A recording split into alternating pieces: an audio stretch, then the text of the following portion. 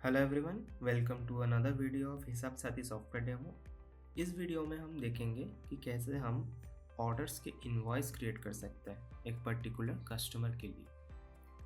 तो हम तीन तरीके की इनवॉइस क्रिएट कर सकते हैं। पहला क्रेडिट इनवॉइस, दूसरा कैश इनवॉइस और तीसरा एनेक्स्चर। तो हम एक एक करके देखेंगे कि तीनों कैसे क्रिएट करते हैं।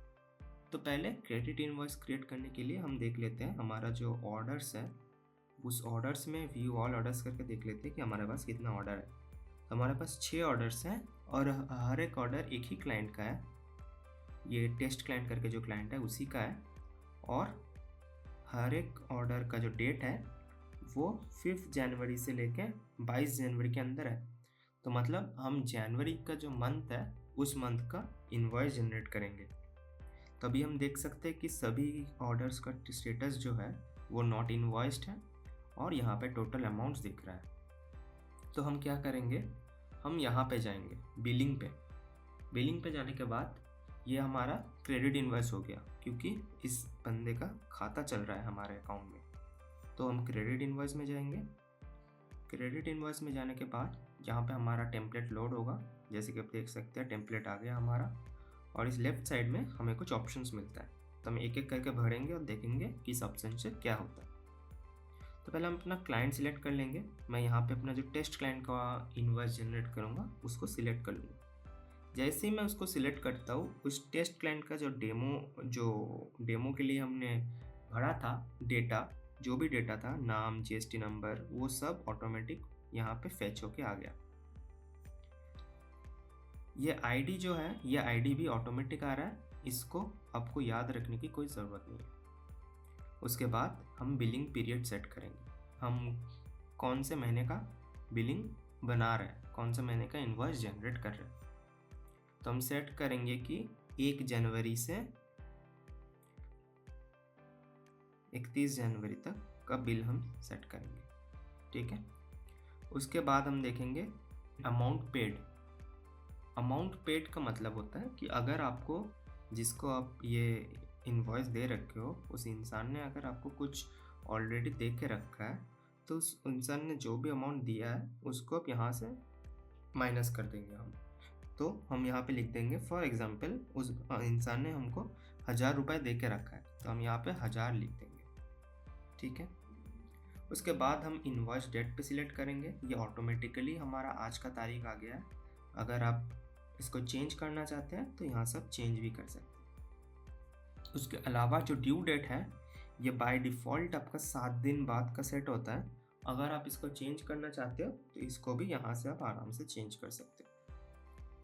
इन सब के बाद हमारा जो इनवॉइस नंबर होगा, तो ये इनवॉइस नंबर क्या है, हर एक इनवॉइस का एक यूनिक नंबर होता है और हर एक बिजनेस का एक अलग फॉर्मेट होता है यूनिक इनवॉइस नंबर का, यूनिक फॉर्मेट। तो इस इनवॉइस नंबर को हमने एक इनपुट फील्ड देके रखा है। आप अपने अनुसार इस इनवॉइस नंबर को बिठा सकते हैं।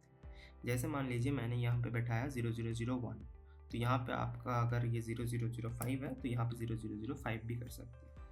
ये आपका जो भी इनवॉइस नंबर होगा उसके हिसाब से आप लिख दीजिए। उसके बाद यहाँ पे आपको एडिशनल चार्जेस का एक ऑप्शन दिया रखा है।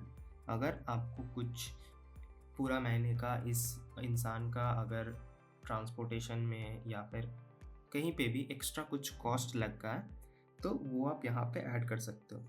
जैसे मैंने यहाँ पे मान लीजिए कि 100 रुपये ऐड कर दिया, तो यहाँ पे मेरा एडिशनल कॉस्ट पे 100 रुपये ऐड हो गया है। उसके बाद यहाँ पे एक और फील्ड आता है डिस्काउंट का।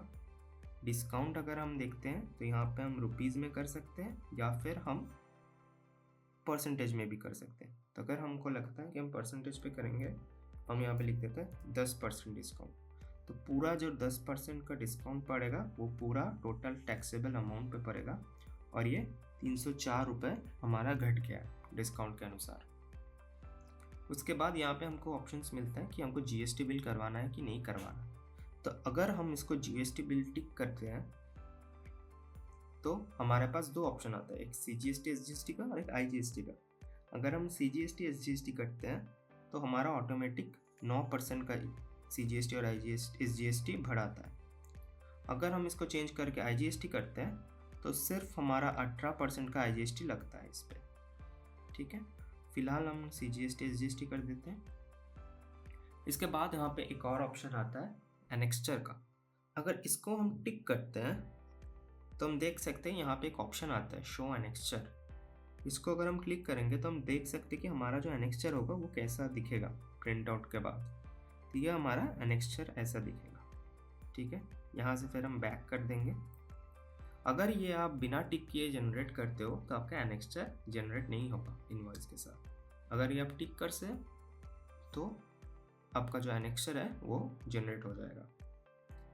उसके बाद यहाँ पे एक और ऑप्शन मिलता है सेंड इनवॉइस वाया ईमेल। मतलब ये क्लाइंट का जो मेल आईडी है, इस मेल आईडी पे ऑटोमेटिक इनवॉइस का एक कॉपी चला जाएगा अगर आप इसको टिक करके रखते हो। तो मैंने यहाँ पे इसको टिक कर दिया है और मेरे क्लाइंट के जो इनवॉइस आईडी है, यहाँ पे जो इनवॉइस आईडी है इसमें ऑटोमेटिक एक मेल आ जाएगा। वो भी मैं आपको दिखाऊंगा कि कैसे मेल आता है, क्या आता है, वो हम थोड़ी देर बाद देखेंगे। उसके बाद यहाँ पे हम क्लिक करेंगे जनरेट इनवॉइस पे। तो ये हमारा जो महीने भर का इनवॉइस है वो सारा इनवॉइस जनरेट हो जाएगा एक ही क्लिक पे। तो ये हमारा इनवॉइस जनरेट हो रहा है। हमारा इनवॉइस सक्सेसफुली जनरेट हो गया है और ये जो हमारा फील्ड है ये रीसेट हो गया है। ठीक है, क्योंकि हमारा ड्यू अभी इस महीने से इस महीने का कुछ है नहीं। तो अब इस इनवॉइस को जो हमने जनरेट किया है उसको हमको डाउनलोड करना होगा। तो उसको डाउनलोड करने के लिए हमको यहाँ से क्रेडिट इनवॉइस पे आना पड़ेगा। जैसे हम क्रेडिट इनवॉइस पे आते हैं, यहाँ पे हमको दिखाएंगे कि हमारा जो इनवॉइस है ये हमारा इनवॉइस नंबर है, ये हमारा जो है इनवॉइस का अमाउंट है, ये हमारा पेएबल अमाउंट है, इनवॉइस का जो स्टेटस है वो पार्शियली पेड है और आज का इनवॉइस का डेट और इसका ड्यू डेट। अगर आप इस इनवॉइस को यहाँ से डाउनलोड करना चाहते हैं तो यहाँ से आप डाउनलोड करेंगे। पूरा इनवॉइस आपका आ गया। अगर आपको यहाँ से एनेक्स्चर डाउनलोड करना है तो आप यहाँ से एनेक्स्चर भी डाउनलोड कर सकते हैं। ये पूरा एनेक्स्चर आ गया यहाँ पे।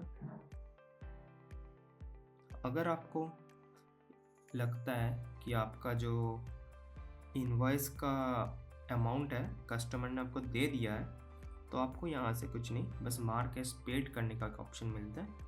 यहाँ से आपको मार्क एज पेड करना है। ये मैं थोड़ी देर में करके दिखाता हूँ कैसे काम करता है। और ये एक होता है कॉपी डिजिटल लिंक। इसका मतलब होता है आपका जो इनवॉइस है इसका एक वेरिफिकेशन के लिए एक लिंक आएगा। यहाँ पे जो आपका ये डिजिटल कॉपी होगा, मान लीजिए कि आपका जो इनवॉइस है किसी को भेज रहे हैं हार्ड कॉपी, तो उसको क्रॉस वेरीफाई करना है कि हाँ ये आपने ही भेजा है। तो उसके लिए क्या होगा कि उसके लिए जो आपका क्लाइंट होगा वो अगर इसको स्कैन करता है तो उसको ये इनवॉइस सॉफ्ट कॉपी में दिख जाता है। ये एक एक्स्ट्रा लेवल ऑफ सिक्योरिटी है जो आपको इस सॉफ्टवेयर में दिया जाता है। उसके बाद हमारा जो ऑप्शन आता है डिलीट का, ये डिलीट भी हम यहाँ से कर सकते हैं इसको। तो अभी हम ऑर्डर्स में जाके देखेंगे अगर, तो हमारा जितना भी ऑर्डर्स था जिनका स्टेटस यहाँ से नॉट इनवॉइस था वो सब इनवॉइस्ड हो गया। ठीक है, मतलब जितना भी हमारा नॉट इनवॉइस्ड का ऑर्डर था स्टेटस सब कुछ इनवॉइस्ड हो चुका है। तो इस हिसाब से आप बड़े ही आसानी से क्रेडिट इनवॉइस जनरेट कर सकते हैं। तो ये था हमारा इनवॉइस जनरेट करने का बहुत ही आसान तरीका, जिसके माध्यम से हम कुछ ही पलों में इनवॉइस क्रिएट कर सकते हैं और आप अपने बिजनेस को और भी सही तरीके से बढ़ा सकते हैं। धन्यवाद।